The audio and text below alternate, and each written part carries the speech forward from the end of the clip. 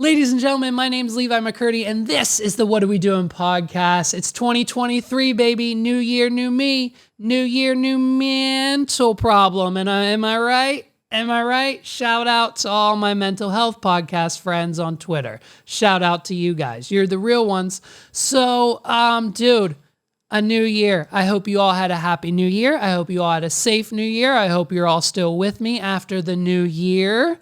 Okay? And season 3, it's coming. We're hot. We're kicking it up a notch. Okay? Bam! Emerald Lagasse. You know what I'm talking about? He's not here, but you know who is? Ken Cage. Airplane Repo. High-end repo man. Ken Cage is here, dude. And he's here to talk to us all about his life as a professional thief, repoing yachts, racehorses, cargo boats, airplanes, you name it, he's probably repoed it. If a millionaire has financed it through the bank, this man has probably repoed it somewhere along the East Coast.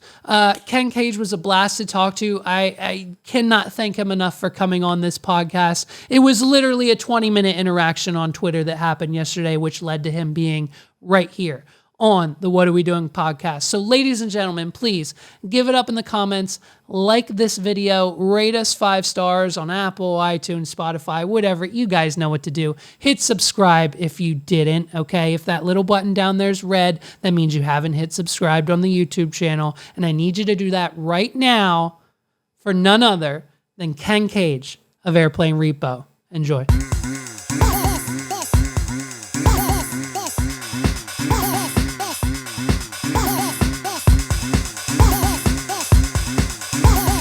This is the What Are We Doing podcast. In an effort that probably took us about 20 minutes in the middle of a Tuesday, I didn't even know this was happening, and through a back and forth on Twitter, ladies and gentlemen, we're here the next day, and we're making stuff happen here in 2023. It's our first guest of the year, and we have none other than Airplane Repo's Ken Cage. How are you, sir? How's it going, man? Man, it's doing great. Thank you so much for having me. What do you think of the sunglasses? Dude, I love it. And we couldn't be any better. It could not be any better. I think it's, you know what? We're kicking off 2023. We just established this rule last year. Thanks to my sister-in-law. She was like, you need every guest on this podcast to also wear the glasses. And unfortunately, Ken, before the call, I did apologize. We will be acquiring aviators this year to add to our repertoire of to our sunglass line. So as soon as we do that, we will let you know. But I appreciate you bringing them. Beautiful. Now, are those designer? Are those expensive glasses you're wearing? Where are we at there on the range? Yeah, well, they're expensive because they're prescription. Okay. So without them, I can't really read very well. Got it. So yeah, okay. They're I don't know, $800 or whatever. But yeah. It's funny if you look back at the beginning. I did a Kiplinger piece, and that's where I was wearing just Iron Man sunglasses, the $12 pairs. Uh-huh.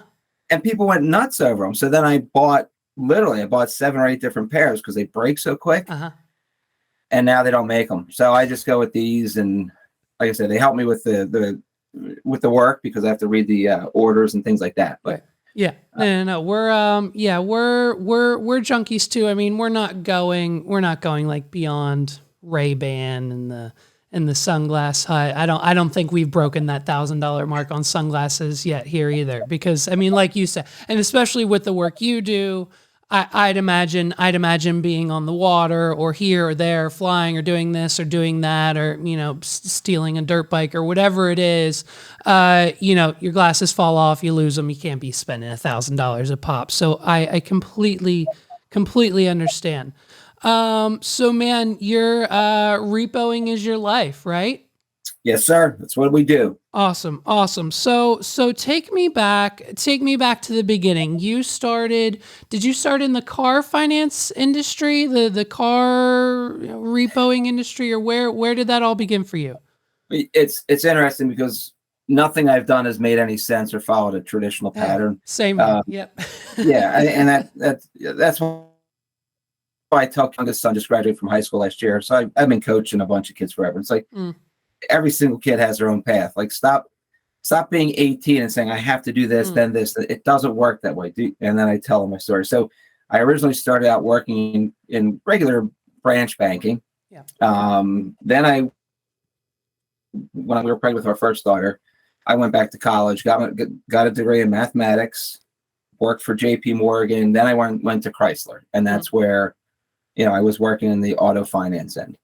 So was there, I was hiring repo men to go repo the cars that we couldn't get the money on.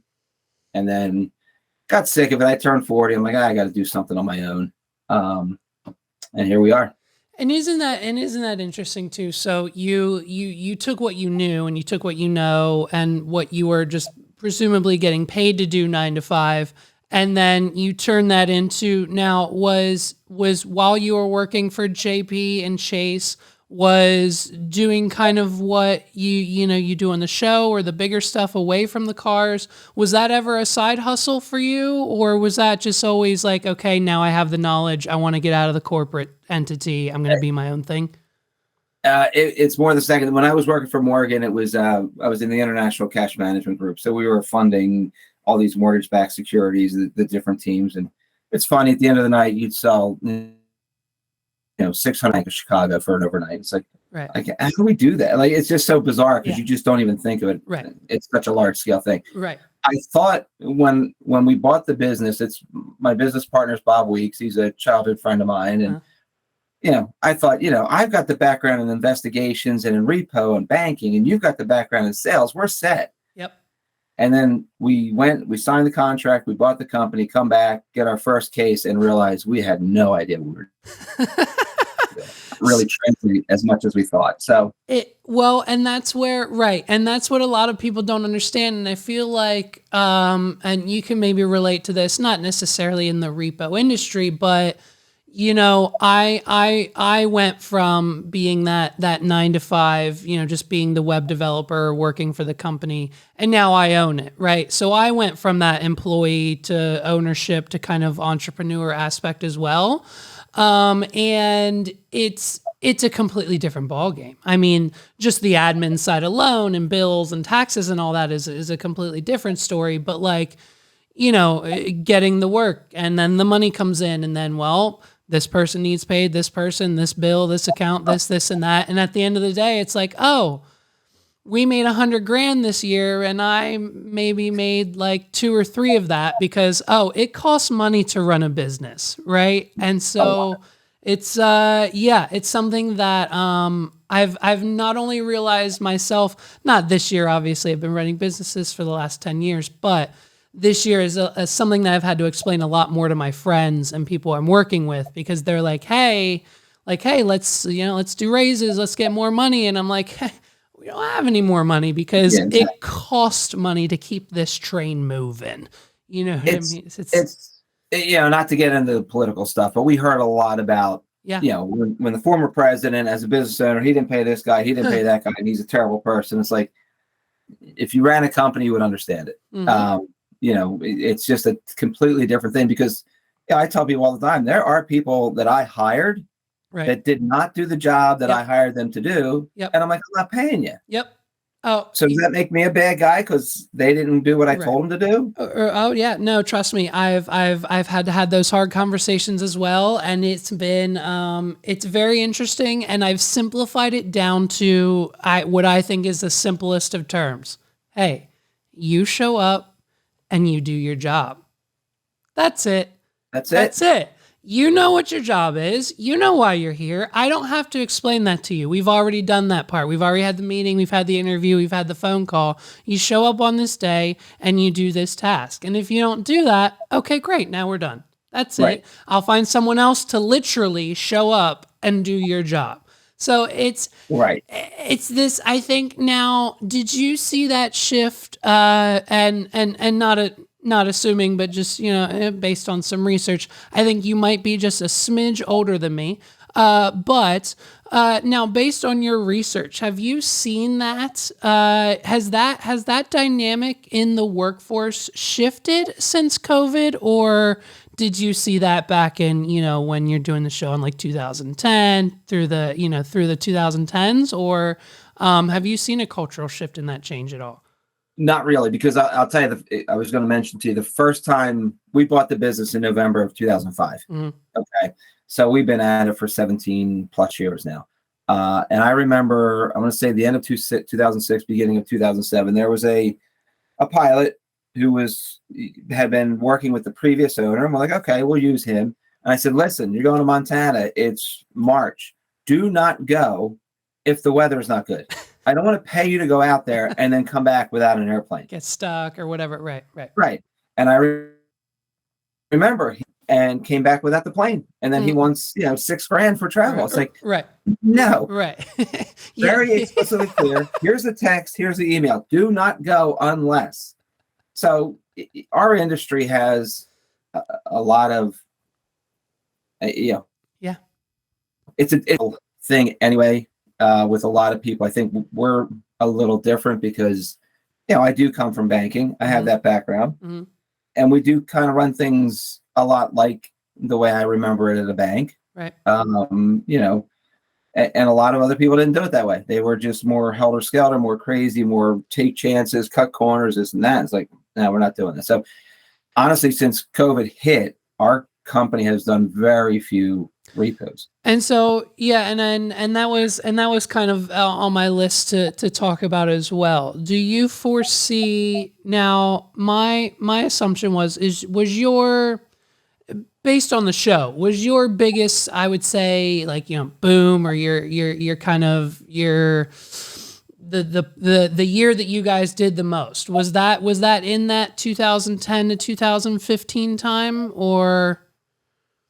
Well, it's funny because, not to brag, but you'll see back here, there's a lot of articles. USA Today is here, Wall Street Journal. It was right around that time, right before it and right after. So it was like 2008 through 2012, which was our craziest time. Most of these articles hit in 2010 because at that point, 9 and 10, because at that point, people were starting to realize this is hitting the rich people. And that's what the story became. It wasn't just repos are up. It's like, whoa. The multimillionaires are getting repoed now. This is different. And that's what it really was. Our average repo value went from like $35,000 up to $300,000 to $400,000 per asset. Right. You know what I mean? There's one kind of airplane. It's a beautiful, gorgeous, great airplane, newer airplane. It's called Cirrus. They have the parachute.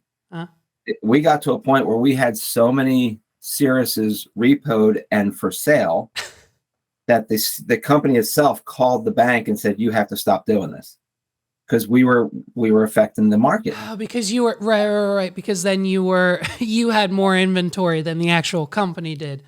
Right. And we're selling it for 225 or 250,000. They're trying to sell used products for 400,000 or 500,000. Right. Guess what? Now people are saying, well, I can get it. And then, so the used market value was changed dramatically. Right. The bank did the right thing. They said, we agree. We don't want to sell these.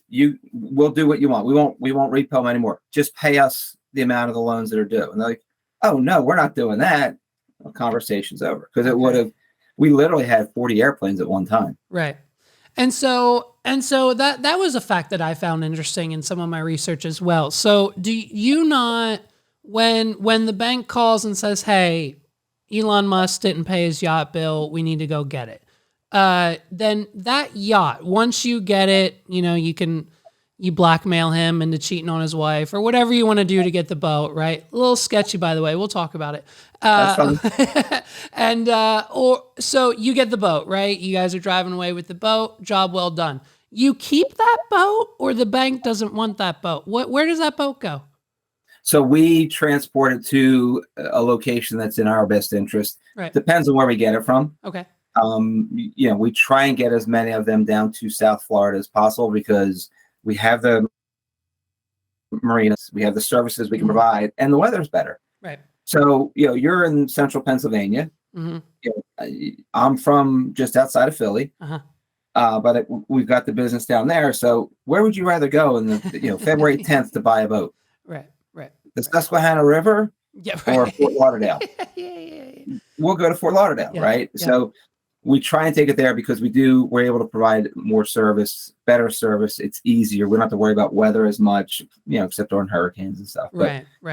And then we are also licensed brokers. So we sell them for the bank. The bank, you're right. They don't want the yacht. Okay. So you're selling them. You're selling them for the bank. Okay. Yes. Got it. So Okay. We're the licensed broker. Got it. We sell all boats and airplanes for the bank. And now, speaking of Florida, you can't, from my understanding, that repo license for you is like your Willy Wonka golden ticket. Is that something that I can't get today if I want to be a repo and go down to Florida and get your anywhere repo license? Can I not get that? So we have a residence in Florida, which is required. You have to have a residence in Florida. Okay. You have to take the class. You have to pass the test. It's a 40-hour class. You have to pass the test. So we've done all that. Yeah.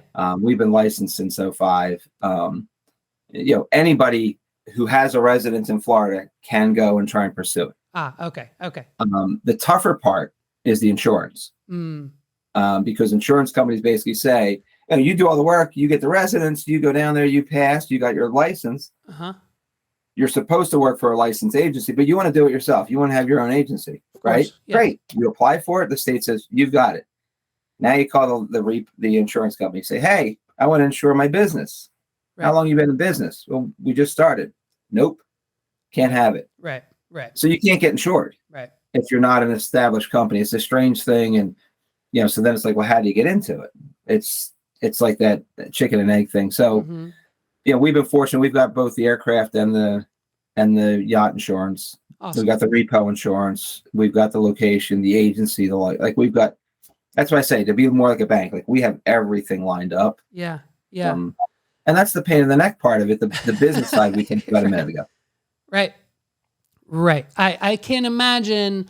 When you tell the insurance company, hey, we're not really sure what we're doing next week. It might be, $1 million plane or a $10 million plane. And I'm assuming the insurance spread on those things, or like a monster truck or a horse or a cargo boat, I'm sure the insurance spread is completely different for each one of those, let alone whether or not they've ever had someone call in and wanting to insure any of these things. So I'm sure do they have like a special like insurance plan for you, or do they just roll your eyes every time the phone rings because it's like, hey, we got another one? Yeah, it's kind of specialized, and we kind of estimate at the beginning of the year, hey, most of the time, the value of the assets that we're going to have in our care that we need insured is this, and they'll be kept between here, and here. Right. Great. We'll every quarter we'll submit, hey, here's what the inventory is. Great. You're still within the confines that we have talked about. You're right. If we have said, hey, we're going to have $12 million worth of assets at a time, and then they say, hey, we got two $8 million yachts, which we have done this from one debtor, go snag both $8 million yachts right now and keep them. Then the insurance company says, hold on. That's great. We're really happy for you. Congratulations. Where do you want to send the check to, Ken? It's like, son of a gun. So, we do have to adjust it. And there's, as insurance companies do, they never refund anything, but they're very happy to ask for more. And that's fair. I mean, they're insuring more, they're taking a greater risk. Right. I got an insurance company to write me a full check one time. This was a year ago. We just moved into this house and I was like, this is it. It's our first house. I'm going all out. Daddy needs his TV, right? So we went to the store. I got the biggest 85-inch 4K, $3,000 whatever TV I could find.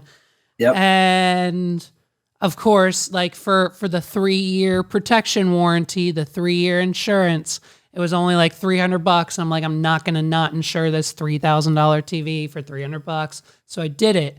Fast forward, 6 months later, my 2-year-old son is throwing a dog bone at it, and now there's a crack and just a black line down the middle.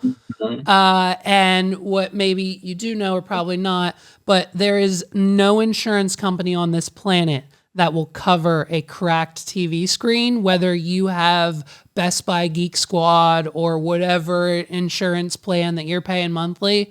No one covers a cracked screen because that's like the number one. They'll lose all their money. I was on the phone with Allstate, Square Trade, whatever Target or whatever they sold me at the checkout for the warranty. I was on the phone with them every day for about 5 days until I got to their VP of operations on the phone. And then he had me a check in the mail for the whole TV in about 24 hours. So that's awesome. My thought philosophy is I did the same thing with our Dyson vacuum. It was out of warranty and I had a brand new vacuum at my house in about 3 months. The goal, it's no secret. The secret is the skill set. If you call them enough times, that list accumulates in their system because they have to keep track of all their calls and stuff. So if they see you call 10 times, someone higher up is going to be like, wait a minute, what aren't my employees doing? And then they're going to pick up the phone and they're going to make the problem go away as soon as possible. So small tip, probably won't work for a multi-million-dollar airplane. No, but if you have a nice TV in, your man cave or wherever, by all means, call until they give you your money back. Beautiful. That's good work right there. Yes, very good detective work. And exactly. So okay, man. So I've mentioned a couple things here before, but let's just go through the list. I mean, the boring stuff, the private jets and the multi-million-dollar yachts. I mean, everyone's repoing those on a daily basis. Yeah, everybody is. So, man, so I think I heard you say it was a cargo ship on the list a few years ago. Is that right? We've done 6 of those. Yeah. You've done 6 cargo ships. Yeah, at different times. Are you the reason all of the cargo ships were backed up in California over COVID and none of our shit got delivered? I can neither confirm nor deny that. No, we had nothing to do with that. That wasn't us. It's funny. The first one we did, I was, I get a little nervous and amped up for some of these. And the first one was like 1,000-foot cargo ship in Jacksonville. So it's a new client. The attorney's a new client. He's like, we want you to do it. It's at the port of Jacksonville. Go get it. Okay. He said, there's one little caveat to this. Okay. Tell me what it is. It's a cargo ship. Well, yeah. He goes, but the crew is all foreign and none of them have paperwork to set foot on American soil. Okay. So you've got to make sure you keep them on the ship the entire time. Because if you put them on U.S. soil, then do you become a human trafficker? It's bad for me. It's bad for the attorney who hired me. It's bad for the client. So it's just really bad. Yes. So we had to hire, we have our own people that we use. We had to hire 24/7 security to make sure nobody's coming off the yacht. I keep saying yacht, off the cargo ship. Yeah. So, okay, we do that for like 3 days. All of a sudden, on day 4, somebody's waving their hands at us from the yacht, from the ship. Jeez, I did it again. Somebody's waving their hands at us from the ship. What's going on? Well, they speak Spanish. So now we have to get somebody from the port to kind of translate. Right. They have a medical emergency on board. Oh. Now they can't just come off the ship. So now we have to coordinate and we had to call, the Coast Guard people that were there. We had, Port Authority that was there and stuff like that. But it's like, we're panicking. Because that's the one thing with me, everybody says, well, but if a boat stops working, what happens? Right. You float. Right. If a plane stops working, what happens? Right. You got enough fuel to hit the crash site, right? That's the old Ron White chick. Okay. You have enough fuel to, so that's the problem. Same thing here. Like this guy could die. Yeah. So it's like now there's that panic that I have. And it's like, oh my gosh. So it's like we had to get the Port Authority to get the permission to get and then we're trying to get permission to get the emergency services people in. And it's not that easy to get somebody off of a boat from, 50, 60, 70 feet in the air because they're not same height as the dock. You got to get them down. It was such a nightmare for us. And that was, of course, our first one. Okay. Now we've had the other ones have gone pretty smoothly. We've had them everywhere from one up in New York, outside of New York City, Virginia, down through Florida. Most of the time they're kind of simple because you have to keep people on. Whereas if it's a private, yacht or an airplane, we have to clear everybody off. Right. You all have to stay. We're not moving. And when you have somebody's cargo on the boat, guess what happens? They pay. So that was my next question, actually, for my sister-in-law Christina. With cargo, whether it be a plane or or the boat or the yacht or whatever it may be, anything that's on those vessels, you guys have to remove, or what? You said they pay? So yeah, usually on the cargo ships because the value of the cargo is generally significantly more than what they owe. Okay. Right. I mean, they could have, however many cars or however many cases of product, fruit, paper, whatever. Right. So the value of the cargo is usually far greater. Okay. So as soon as they know that you're not going to let them offload the cargo and it's stuck there and they can't move, they hustle. So usually most of these cases only last a day or two. Luckily for us, the medical emergency was a 7-day case. Thank you. If it was a 2-day case like the rest, we would have never had the emergency. So, but most of them go pretty quickly. The personal property on privates, whether it's a jet, 172 airplane, or a yacht, personal property, they have the right to. Okay. So in most cases, we don't give it to them right away. We'll inventory it, and then we'll send them back. Got it. Or give them the opportunity to come pick it up. But if they don't claim it, then it's ours. Oh, okay. Cool. Sweet. Yeah. Any interesting thing? Like, I mean, you just got a private jet. That's a score. But then anything else on board that we can? I'm trying to find. I have some Arnold Palmer things from one debtor, and I have an autographed picture from Arnold Palmer.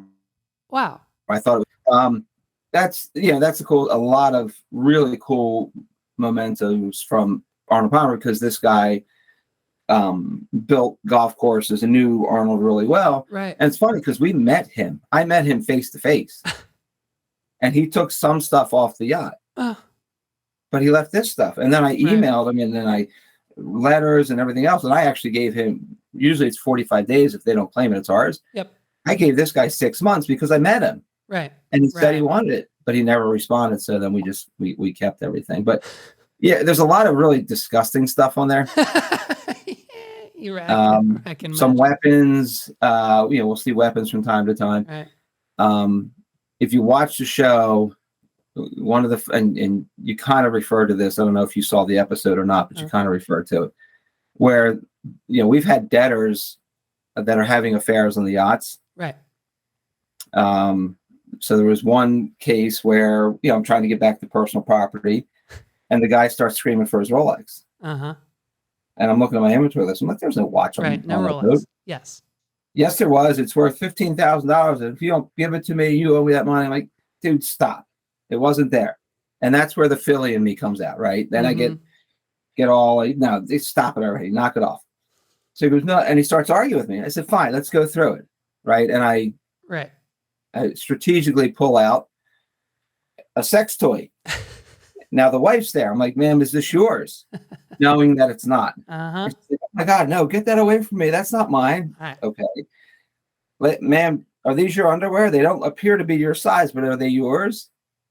What the hell are you? And then now she's turned on him. Now he's like, and I pulled out one more thing that wasn't hers. That was another woman's. And at that point, the guy throws the 3 items back in the box, slams the box shut, takes off the box, and then she signs for the for the property. So, that was again, wasn't my plan. Right. But once you start, that's the end goal then. Is that the end goal? Once you're on the boat, or you're at the dock, or you have the keys to the plane, or you're right there, and these guys, obviously we see them confront you on the tarmac or on the boat or on the wherever they're at. That's the goal then, is to literally diffuse the situation and keep it as calm as possible. But B, because we'll get to the danger in a minute, but B,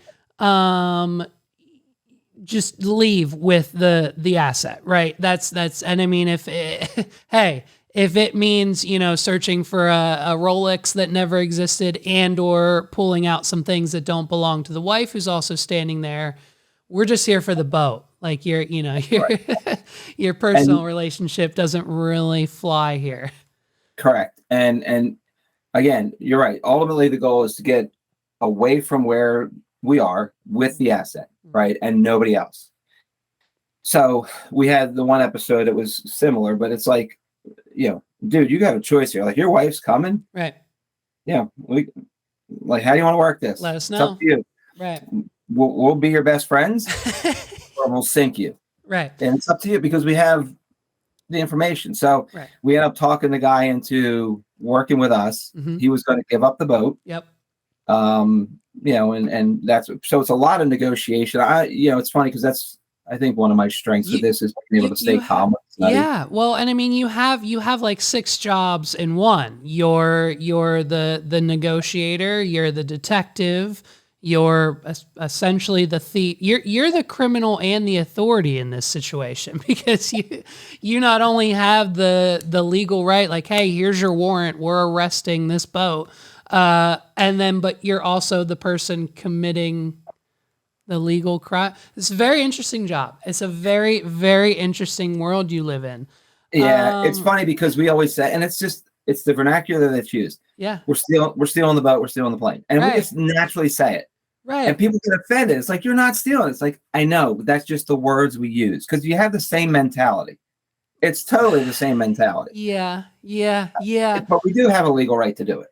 Right. And that's the gray line, right? And like your partner Danny, who is the bodyguard, right? Just in case things go wrong. I mean, he can legally beat the crap out of someone. So you've established a team of people who can legally steal really expensive stuff and someone who can beat someone up in the process legally, and everyone walks away just fine, except for that guy who potentially just lost his wife and his brand new boat. And his teeth sometimes. And his teeth, right. And his reputation or whatever else it may be. It's funny because as a repo agent, we have a lot of leeway, right? But a couple of things we can't do. One of them is disturb the peace, which means we can't get in a yelling match. Right. We can't physically fight. I'm not allowed to carry a weapon. I'm not allowed to collect payments. So people come up and say, "Hey, let me give you the money." No. Because once that happens, we're responsible for a whole lot of additional rules, which would cripple us. So it's like, no, you pay the bank. I'm taking this. Now, Danny, when he's there, is my bodyguard. Yes. As a bodyguard, Danny's allowed to do things that I am not allowed to do. Okay. So it's like, I'm going to repo, Danny. Then you do what you need to do as the bodyguard. I'm off of this case. And it's kind of like, our wink, wink, nudge, nudge, our agreement.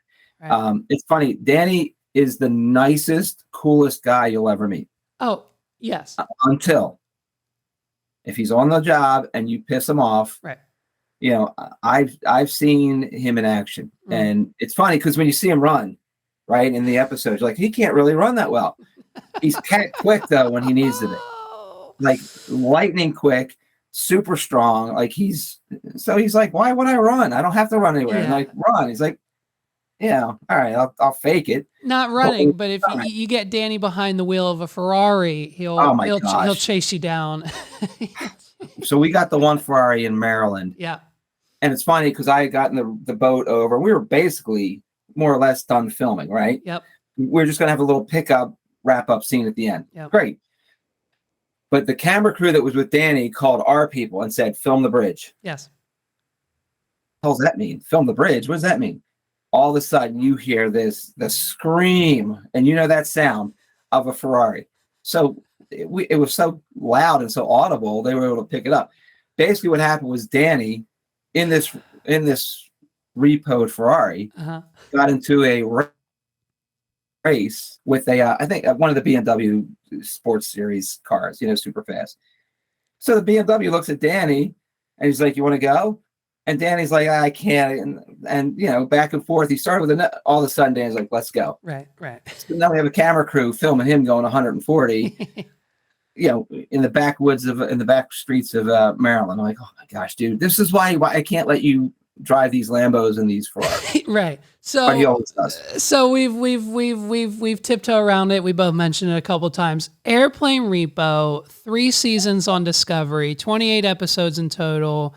And between you and the partners and Danny and everyone else involved, over $1 billion in assets seized. Now, is that during the show? Your lifetime as a repo? More than $1 billion? Is the number updated? Where are we at? Yeah, so just me. That's me. Okay.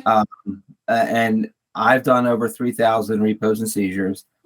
Honestly, I have not updated the value. But it's definitely over $1 billion. Now, when I do that, because again, you got to be careful. It's funny that people on Twitter are so great, and there's a couple that are just so tough. Okay. Like every little thing. No, it's only $999,950. It's not $1 billion. Okay. So listen. If I have $998 million in the bank, I will tell everyone. I will also then kiss their physical ass and tell them that I am a billionaire. How much money do you have in the bank? It's $1 billion. Yeah. Give me 2 days of interest. I got it. Right. But I look at the current value. Okay, so the book value of a $20 million jet is $20 million. Mm-hmm. Now it might be out of annual. It might need issues here, and we need new hush kits, this, that, and the other. Okay, so the sale value might only be $12 million, but the book value, just that way, we're using the same number across the board. Got it. And the book value is probably closer to 1.2 at this point. Okay.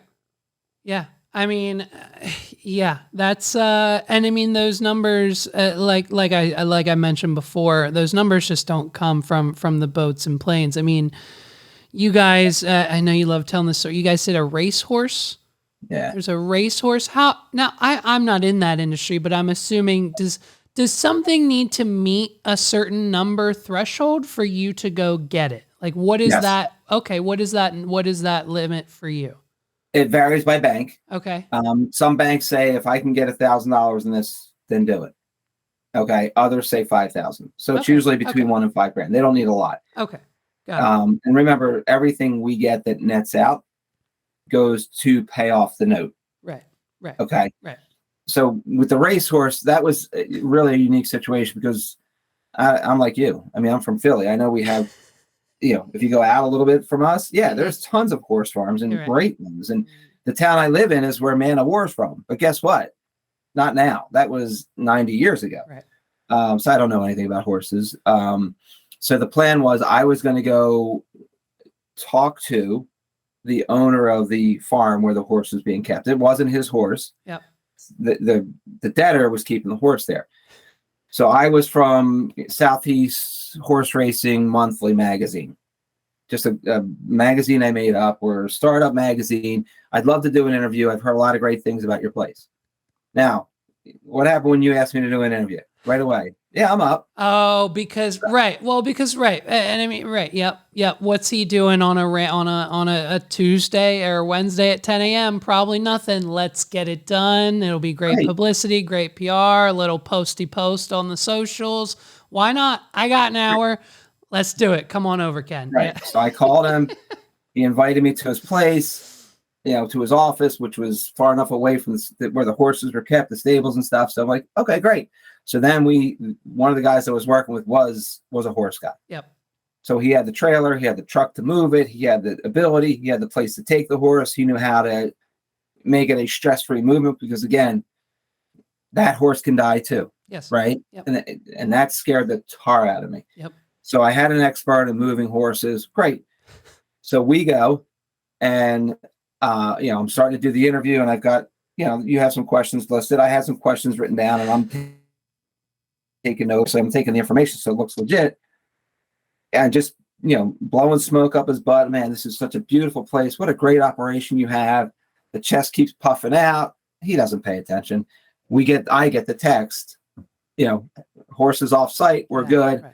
I look at my phone. I'm like, oh my gosh, I'm so sorry. Can we pick this up? I have an emergency. I just got texted on. Gotta go. Boom. Off we went. Never heard from again. We got the horse. So it was a fun one after it was over. Yep.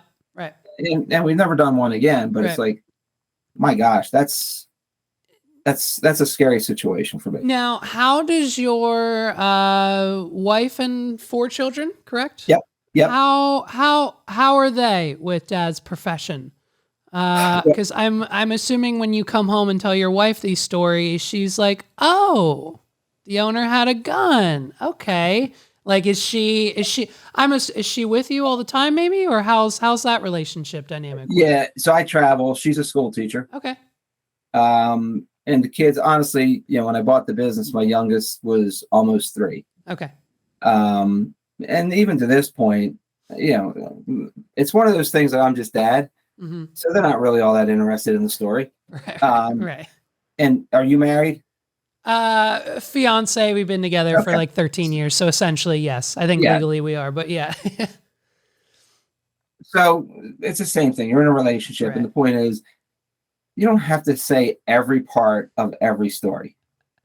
So, all she cares about, did you get the boat? Did you get the airplane? Yeah, we did. We got it. It's moved. Right. How much is it worth? Did the check clear? Right. That's all they care is as long as the check cleared, they don't care how you got it. They don't care what you did to do. Right. As long as the bank account's good to go and the mortgage is paid, the wife. Yeah. Right. Hey, I get it. And I mean, so, and you've talked about this before, and I have a proposition for you. If I know you mentioned, did you at one point in time for maybe like 9 to 10 repos in a row, did you use, maybe it was your wife or another female on your team, like a female's touch to call these places and maybe make some stuff happen? Yeah, my office manager, while we were in Orlando for most of the time, we kind of shut down Orlando right before COVID. Okay. Kind of seeing that it was going that way. Right. But she was my office manager the whole time. So 15 years. And it's funny, at first she would say, I just do accounting work. Right. And that's all she did for the other owner. And, we inherited her. And then as I'm sitting in the office a little more and getting to know her, I'm like, why don't you make a call or two? Like you would be good at it. So it's funny. She's kind of like a warped sense of humor like I do, which is good. So she's like, her thing is she's always going to use her quote unquote arch enemy from high school. Mm-hmm. She's always going to use her name. Mm-hmm. I'm like, that's cool. Mm-hmm. Like nobody knows you're doing it except me. Mm-hmm. So she's always Stacy. She's always the dumb blonde, whether it's the wife or my boss needs this or my husband needs this. She's always the ditzy blonde. And inevitably, always, she gets information. So there was a period of time where we had 9 straight cases where we sat there for a second, we get the order, and we're like, all right, together we'd say, try this place. Right. And the first phone call, one phone call, done. She's got confirmation. Now for me, they might say, who are you? Why do you need to know? I can't give you the information. Right. This is Stacy. And she does a Southern accent, hun, darling, all this kind of stuff. Boom. Oh, yeah, it's at space A36. Yep. Oh, my gosh. The funny one, if you have a quick story, I'm sitting across the office from her. So I say, hey, we're looking for this airplane. It's called a Beagle. That's the make of the aircraft. Right. Call on it, see if it's there. Great. So she's calling. She goes, hey, darling, this is Stacy. Blah, blah, blah. My boss is looking for a Snoopy airplane. And I'm waving my hands because I'm not going to say anything. She's on the phone. I'm like, no, it's a Beagle, not a Snoopy. She waves me. Forget it. Yeah, it's a Snoopy airplane. Blah, blah, blah, blah, blah. And you could tell the lady was like, what do you think? Finally, I could tell. The lady says, do you mean a Beagle? And she goes, yeah, that's it, darling. I knew it had something to do with Snoopy. That's it. Do you have a Beagle there? And she told her exactly where it was. I'm like, oh my gosh. Right. It's the greatest one ever. I'll tell you what, I've done it. So Ken, listen, whether you can tell, whether it's the call or the speakers, I have a very raspy voice. This is how my voice has been for years. I don't know why, I don't know how, it's just who I am. But 9 times out of 10, if I call you on the phone, customer service, 1-800 number, or like drive through McDonald's, Wendy's, 99.9% of the time, the conversation ends with, thank you, ma'am. Thank you, Mrs. McCurdy. Oh, ma'am, I'm so sorry. We can help you out. Like my voice is naturally just taken as a female's voice over the phone. So if she doesn't want to do it one of these days and you need someone else on your team, let me know. I'll call Chicago, honey, and I'll get that Snoopy plane for you. Okay, I'll do it. I call as my fiance. I've called as like previous female business associates that I need something for, whatever it may be. Listen, I don't know if this is illegal or not, but when we bought this house a year and a half ago, I think it's fine to tell the story now. When we bought the house a year and a half ago, the bank needed to confirm that I was employed, right? Because you need to have a job, steady income. They're not going to approve you for the mortgage, whatever. So they had to call my employer. Well, at that time, I was actually taking over the business as the owner. So my boss was on her way out and I was taking her position. Much like you, I purchased the company, right? Yep. And so A, I didn't want her to have to deal with it. B, I didn't want the bank to be like, wait a minute, you're in between jobs. We're not approving you for this loan. And C, I just wanted it to be done and over with because we needed to get out of the 1-bedroom apartment we were in with our son. It was so small. And so they called the company. I picked up the phone, said, hey, hi, my name's Emily. How can I help you? Oh, we're just calling to confirm the employment status of Levi McCurdy. Oh my gosh, Levi, he's been talking about this house he's trying to buy for the last 3 months. Yes, he's worked here since 2017, blah, blah. All right, well, Mrs., we'll hang up the phone. And it's done. It happens every time. I've called T-Mobile. I've called every company as a female when I've needed to. I don't use it for hate. I use my powers for only good. Only good things come. But I'm just saying, if you ever need that female touch and, she's busy or on holiday or whatever, give me a call, give me the number. I'll make it happen for you. No one will know the wiser, I swear.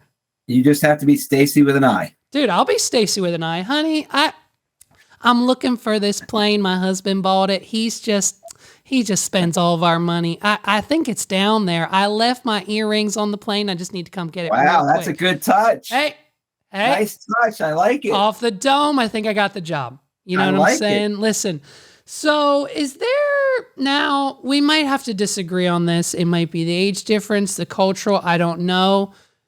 Do you have issues with Justin Bieber? What problems do we have with JB? Oh my gosh. Ken, what did JB do wrong? Well, so it's funny. My daughter loved him. Of course. Right. So, and that interview was done with a radio guy. He was in Philly, but he's mostly in New York. Mike Adam, what a great guy. Mm-hmm. Such a nice guy. And I loved him. So I was just really natural with him. And he's like, what celebrity do you really hate? And at that time, my daughter was whatever. She was 8 years younger. So she was, 16, 17 years old and Bieber posters everywhere. And I'm like, oh, what is. And I had heard when he was younger, he was a real pain in the neck. Yeah. Like every teenager in the world is. Yeah. So no disrespect in that way. Right. But he just was like, I just can't stand Bieber. At this point, it's just a thing I carry on. Yeah. Just because I do. I don't care. I think his the roast he did, the celebrity roast was fantastic. Right. And some of his stuff, even though I know it's written. It's all written, yep. He delivered it great. Right. So, I know who he is. I get it. I know he's, my wife and kids the 2 girls were supposed to see him in June. Yep.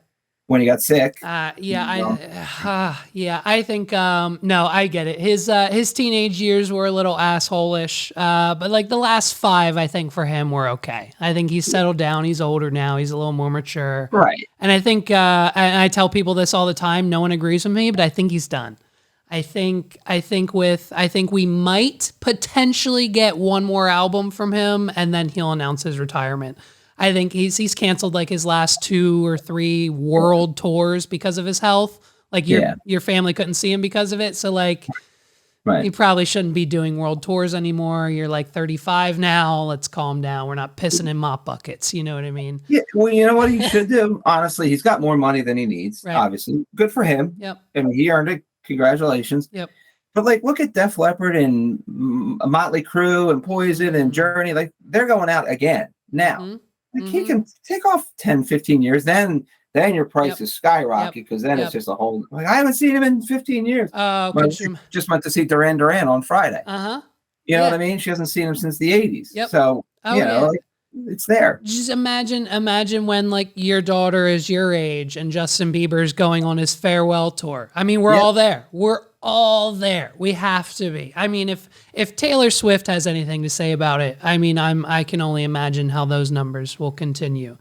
Okay, so Justin Bieber, I know because of NDAs, no other names can be.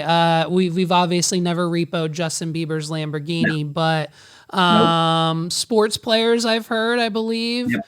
Can you name? We've done football players. We've done NFL players. We've done a couple of NBA guys. Yeah.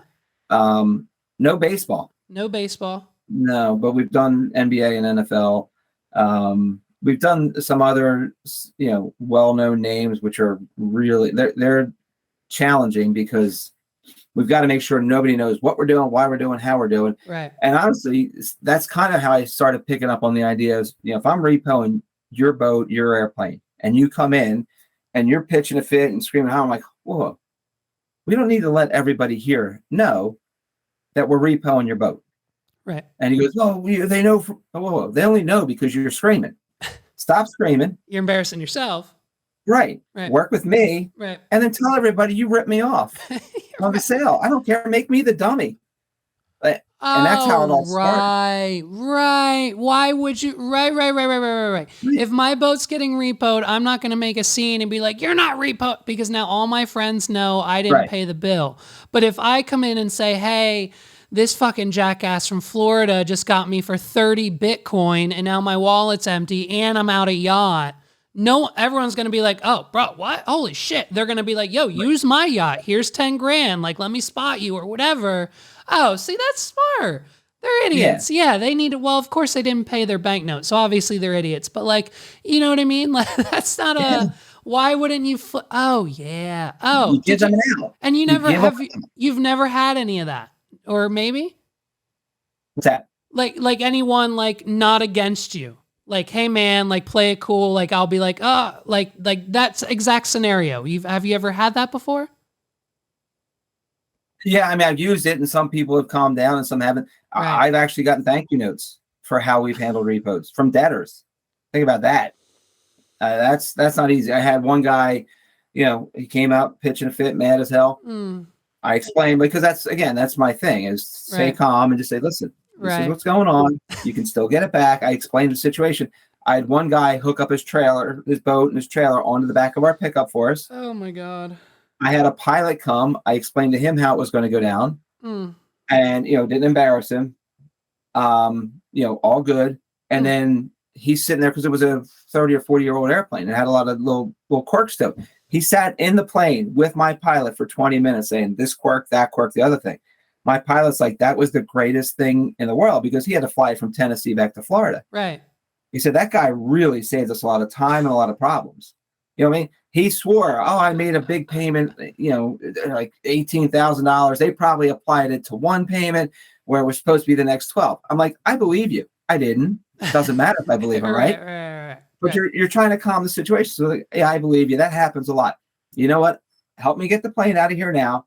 You call the bank, get that squared up, and I'll bring it back to you. Right. Then look. Right. Exactly. Yep. Yeah. Exactly. And when you look people in the eye, you don't try and be a jerk to them. Yeah. You allow their dignity. Right. You respect them as people. Like some of these people just had a hard time. Okay, that's okay. Yeah. That happened.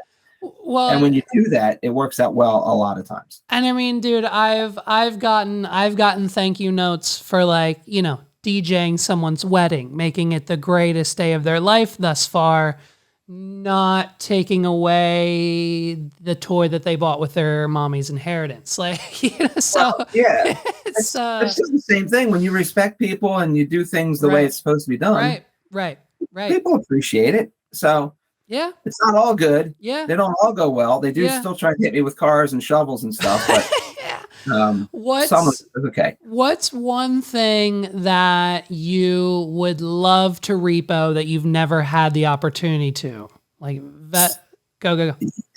So at one point we were being spoken to by NASA. Oh no. Oh my Not God. About repoing, okay, but about doing the recovery. So when the spaceship or shuttle comes back from outer space, it splashes down.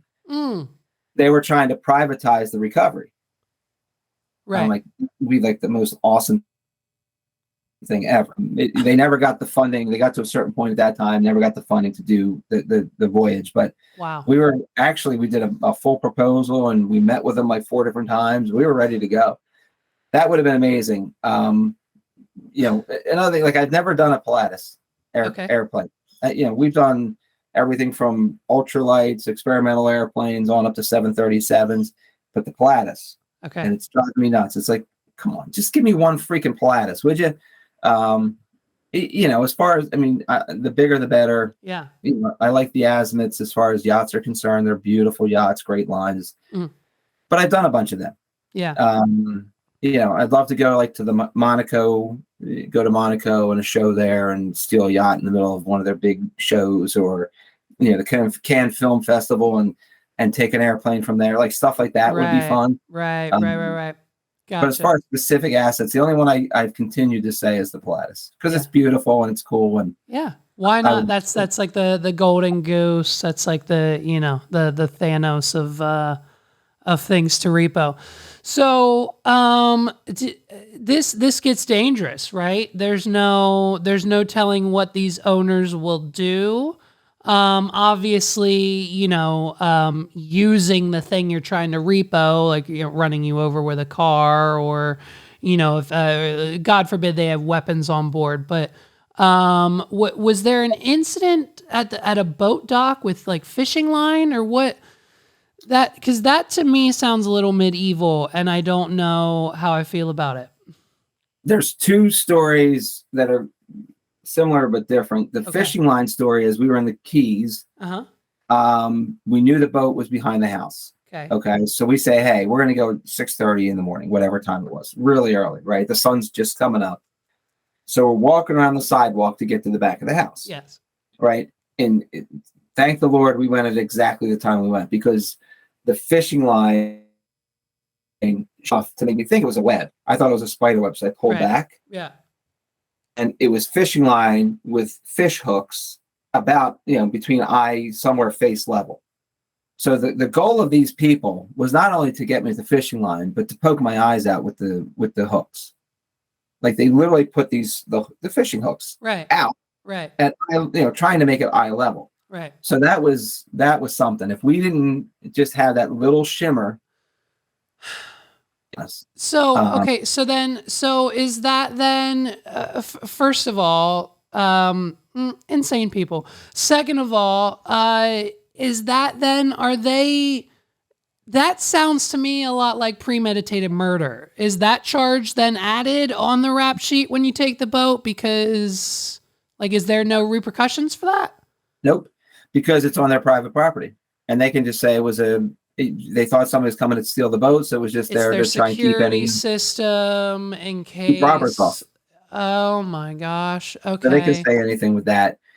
And honestly, most of the time, like I have gotten chased. We were in Jacksonville. 2 boats were behind the house. We took the one. Right, we had to wait till 7:30 in the morning for the tide to come up. So we take the one boat. We're getting towed out. Right. Getting towed a little further while we look at the boat, whatever. All of a sudden, you see the second boat coming at us, nose up.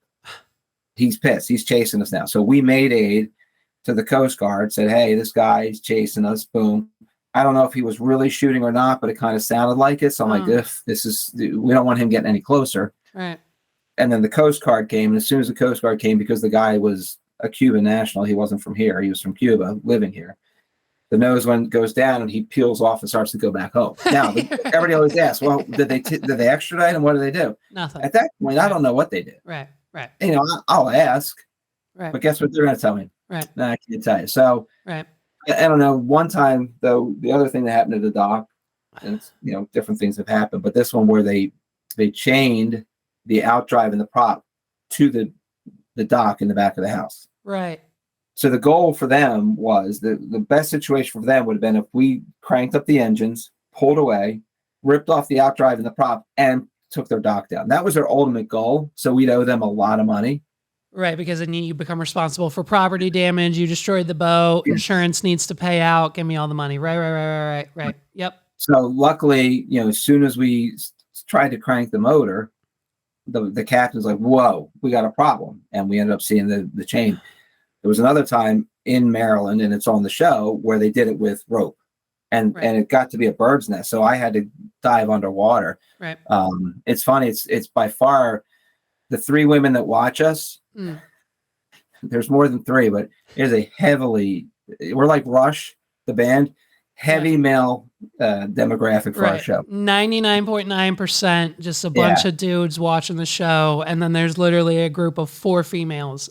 Yeah. One of them's your wife, but the other 3. She actually doesn't really watch it much. No, listen, Megs doesn't mess with the podcast. I get it. It's all cool. But that episode, I actually took my shirt off and I have to go into order. So the joke is, I always say, oh yeah, that's the 4 women that watch. That's their favorite episode. Yeah, it's got the highest ratings. And then you want to know why?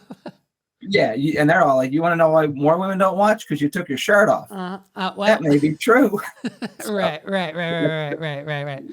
not sure. Could have gone either way. Yeah, we're not. The ratings are a little skewed when the shirt came back on versus when the shirt was off, so we're not sure where the spike came from.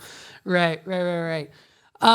So all right, man, dude. I mean, it's crazy. I think it's when you think about it, like you think the word repo, it's like, oh, I didn't pay my car bill and now they're coming to tow my car away. You don't think when you reach the level of Musk or Bezos or who even, I mean, people from Maryland or the people of Florida, that they'll come take your shit. And as in it's you. So, yep. I mean, and so just to bring all that repo stuff back, we're going to touch on some personal things and then we'll wrap this up. But, you've been repoing for years now and, over $1 billion in assets. And, I think the main question, comes from why, so you're obviously the business and the license is in Florida.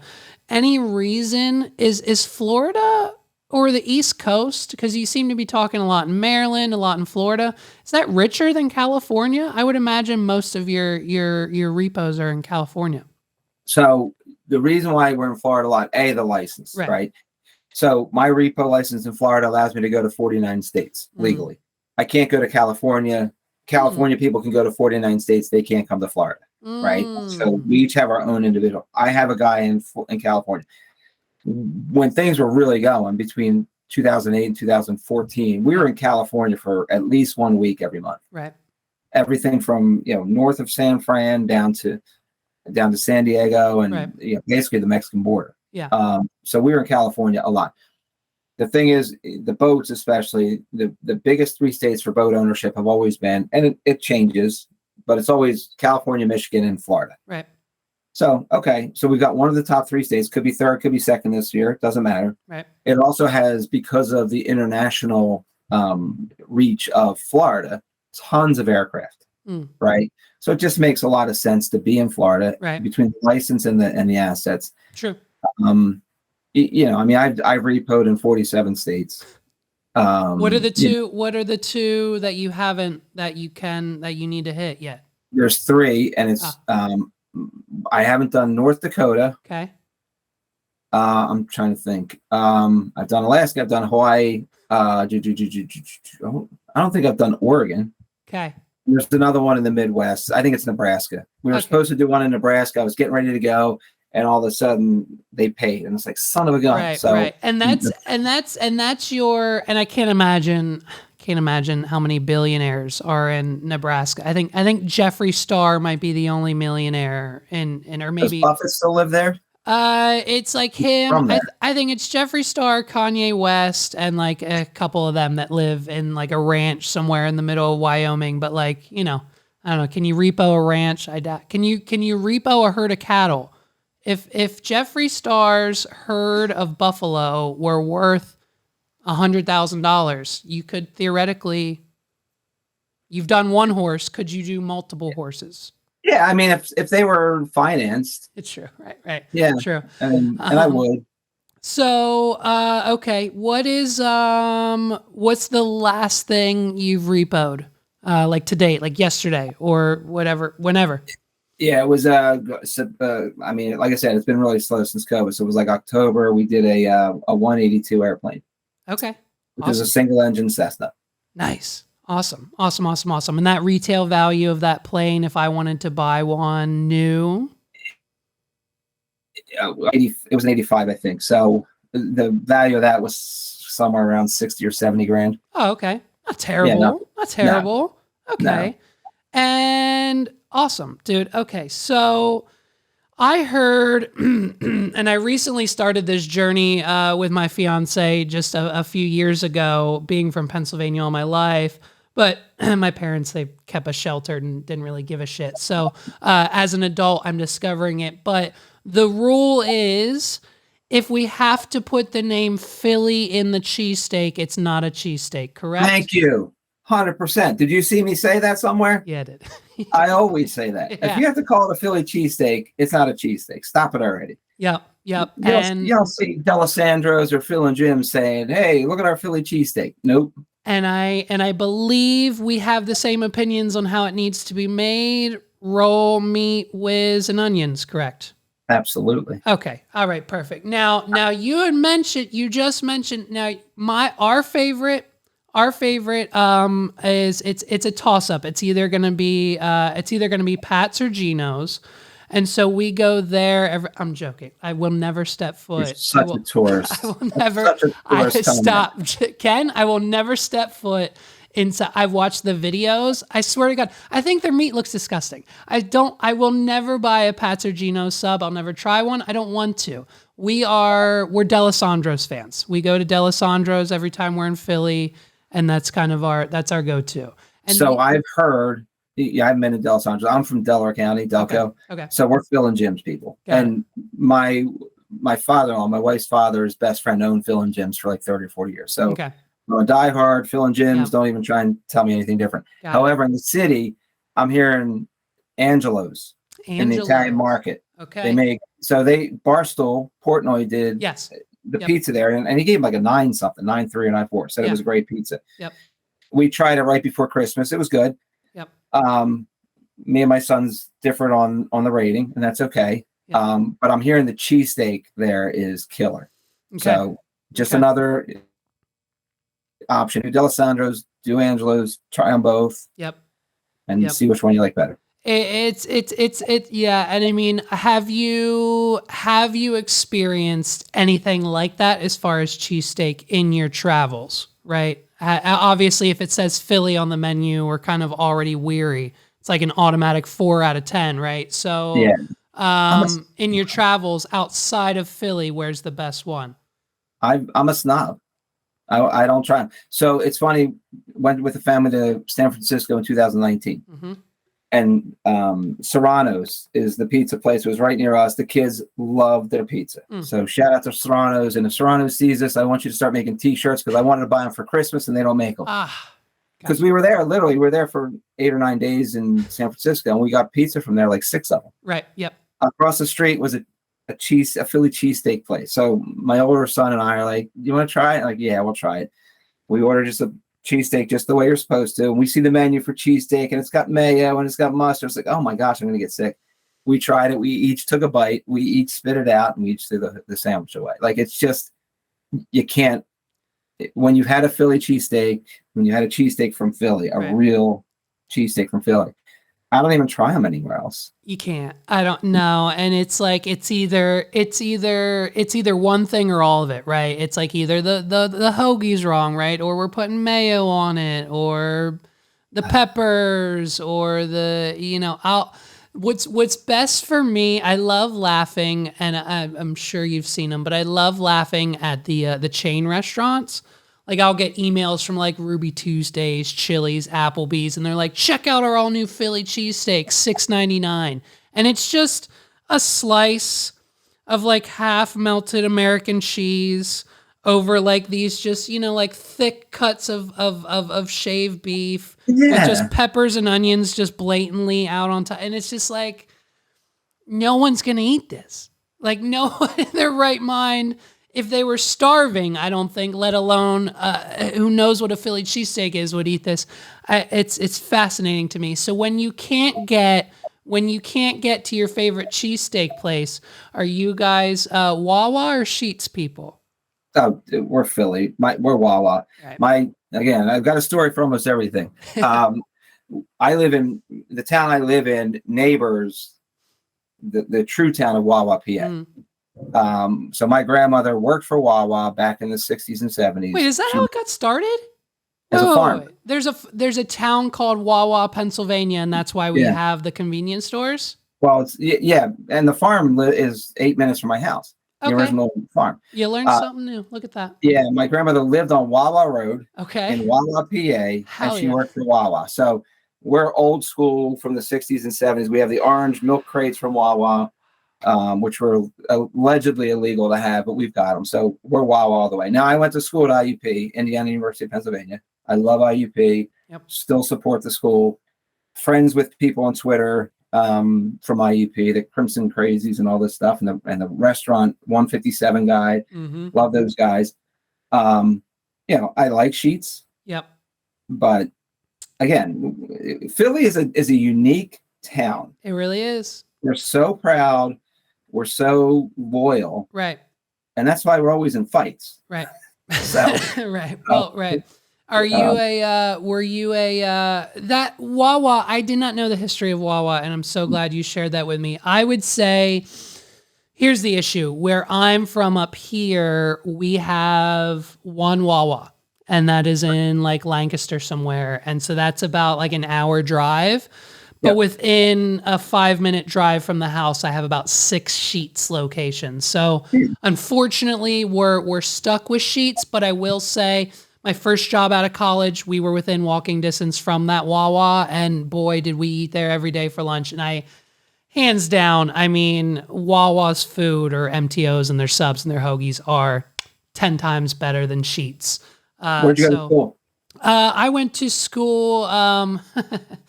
Oh gosh, it's a long story because it doesn't technically exist. I went to the Art Institute of York.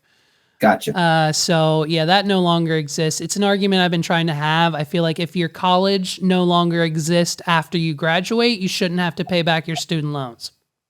That sounds fair. You think it would be? You think it would be? That's absolutely fair. Bring it up to John Fetterman. He's the new senator. He can help you. Yeah, Fetterman. Listen. Oh God, we don't need to get into politics. Okay, rate these. He just got sworn in yesterday. That's all. That's true. Oh, was it? Yeah. Okay, it's official now. Yesterday. He's in. Yep. Okay, great. Good for him. Congratulations. I'm glad it wasn't. We don't need to get into it, but Dr. Oz, I don't think needed to be here for any reason. I don't know. Whatever. That's fine. Name these from best to worst. The Ghost Adventures, Dog the Bounty Hunter, Lizard Lick Towing, and Danny Thompson. Danny Thompson, number 1, and the rest at number 4. It's that big a gap. It's that big of a gap. No, like I've seen Lizard Lick, and it's like and Danny's from North Carolina, so he kind of knows it. And I've driven past them and everything. It's just the stuff they show is just so stupid. Dog, it's funny because I used to get in trouble with my wife. We'd watch. I'm like, that's not real, because I was doing new stuff before, so you can kind of tell what's real and isn't. Mm-hmm. And so here's the one thing I said. I went off on it. Dog's on the ground. The guy is on the second floor. He's shooting a dart gun, pellet gun, whatever kind of gun he's shooting. Right? It's not a real gun, obviously. It's not trying to kill the guy. He's trying to stun him. Right. And he misses 6 shots on him. I'm like, how the hell do you from the ground miss 6 shots? How do you do that? So I'm like, that's just bogus. That's not real. And then she told me I could never comment on a reality show again until I get my own show. I'm like, so as soon as the first episode aired, I was like, hot dog, here we go. So Ghost Adventures, I've talked to some of those guys. They're pretty cool. Yeah. Talked to Dog. I haven't talked to Lizard Lick personally, but it's Danny Thompson, nobody, and then 4th. No, I figured as much. And that's interesting. And you kind of, I hopefully wanted to kind of, listen, we don't need to get into the meat and potatoes of reality TV, but I find it very interesting that and that was you kind of already answered my question, how, like, what reality TV shows were you watching or are watching? And like, obviously, you probably, same thing I do with my podcast. Every time I watch someone else's podcast, I'm like, oh, I know what they're doing. Oh, they could have done this. This could have been better. Oh, I need to make mine better. But like, do you still watch? Because the show's been off the air for going on, I think 10 years now, right? Well, last real live original episode was September of 2015. So it's 7.5 years. Gotcha. So honestly, I don't really watch reality TV. My wife does. Yeah. So it's like, she likes HGTV and Chip and Joanna. And it's like, and I say to her, like, what are the odds that people that know what they're doing, flipping houses, always miss the electrical issue? What are the odds? I said, there's a format to it. It's got to be this. and then we got a problem, and oh my gosh, we're going to be terrible. It's going to destroy everything. Wait, no, we've solved the problem. And it's just the same format. But if, yeah, right. Well, no, but you're correct. But if I'd imagine when building a house, much like you have to have a pilot and an insurance company and a translator and someone to do this and a bodyguard and all that while you're going to steal a boat, I'd imagine why you're telling me the crew that's building the house doesn't have 5 other people from the insurance company, from the network, from here, from there to like double check the fact that they didn't miss this major electrical problem? That's my point. I mean, if you're experienced at doing it, and listen, it's no knock on, and I mentioned one group because my wife watches Chip and Joanna the most. It's nothing personal on them. It absolutely isn't. Right. They do great work. So make sure we're clear on that. But she likes the one group out in Orange County, California. The husband and wife are now divorced. And it's like, literally, you've done this 500 times. Like, don't you know to look for the water issue, or don't you know to look for the right? Something always goes wrong. Right. And it's funny because somebody said yesterday, I posted an old Today Show piece I did, and they're like, you always show the cases with problems. Why don't you show something this season? I'm like, but we have. Right. There's 3 seasons worth that you can go. Well, and a lot of them have problems because that's what the producers want. And that's what the viewers want. They don't want to see us walk in. There's the plane, fly it off. Wow, that was so easy. That was great. Right. They don't want to see that. And I guess I just need to apologize from the clip that you found and what we've talked about Airplane Repo on the show before. My ignorance, I just assumed, because I keep my keys in my $30,000 vehicle everywhere we go, because my thought philosophy is, hey, if someone steals it, I'm going to call the cops, get my car back, and they're going to go to jail. If they steal it and wreck it, I'm going to call the cops, get the insurance money, and go buy a brand new car. So it's kind of a win-win for me either way. So I just assumed when you've got millions, presumably billions of dollars, and you have your own private airplane, you would just kind of leave the keys in there. But I guess that's not always the case. That's never the case. Well, just so you know, in jets especially, there are no keys. There's keys to unlock the door, but everything else is sequential pushing. So, you have to get the logbooks are the toughest part for us, right? Over the course of time, we've got a key ring this big that has 60 or 80 keys on it. A lot of the single engines work with my mailbox key from my place in Florida. To that point, you're right. We have a legal right to do it, but we have a ton of keys.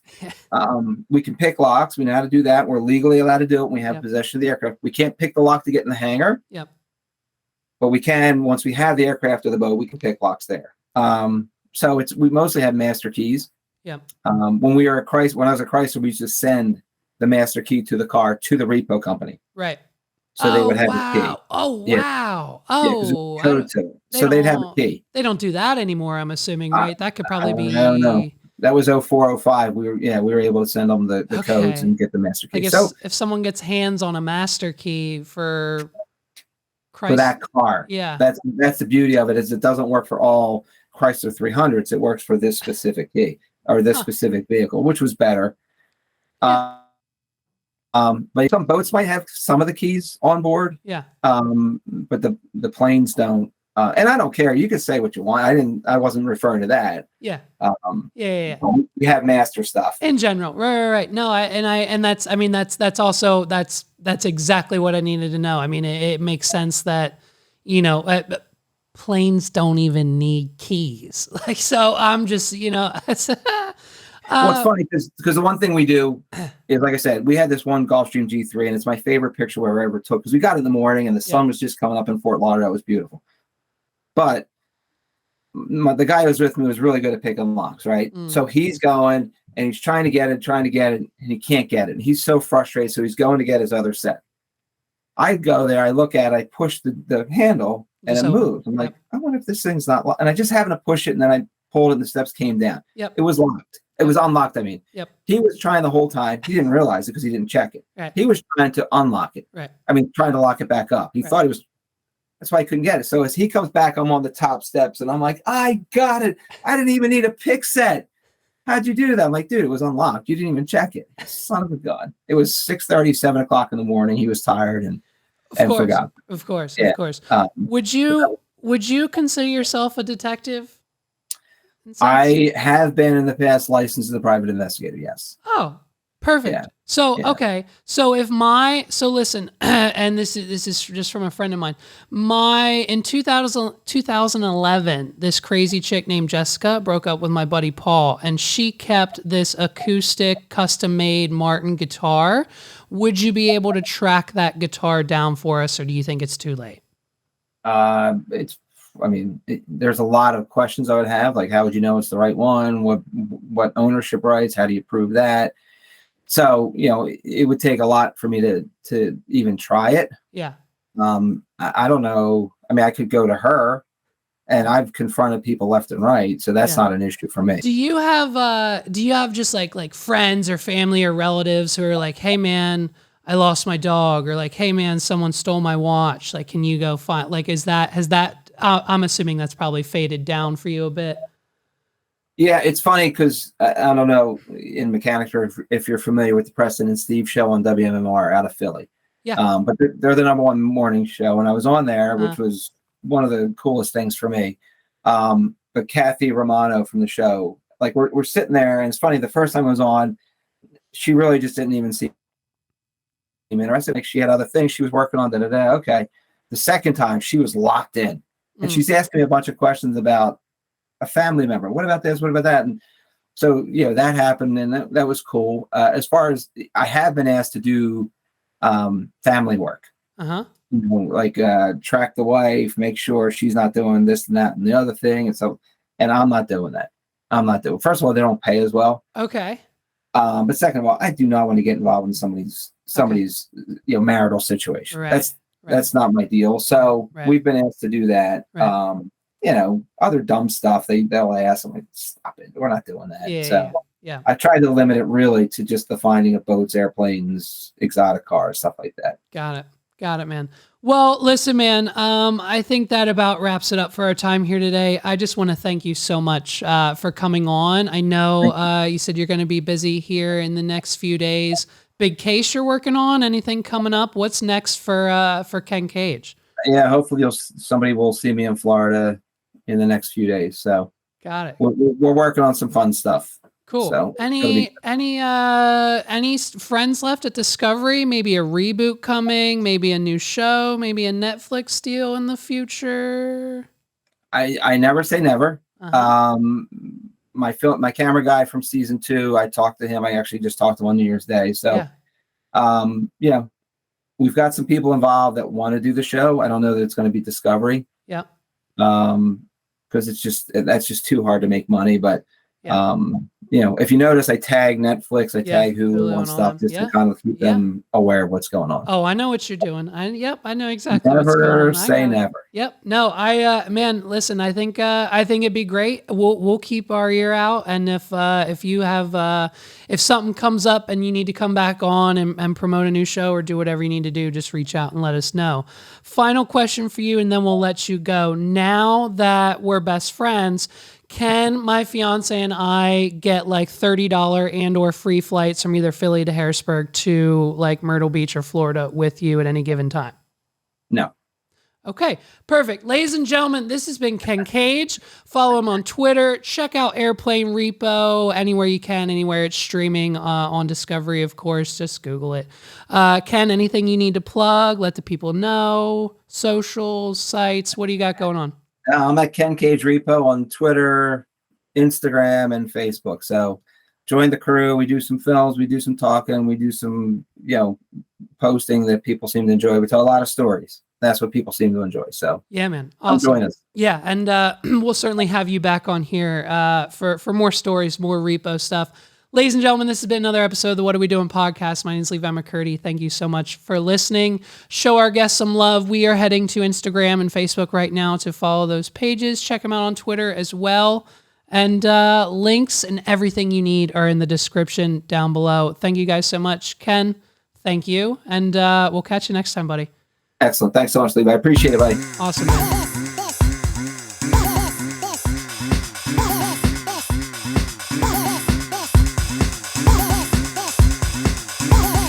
This is the What Are We Doing podcast.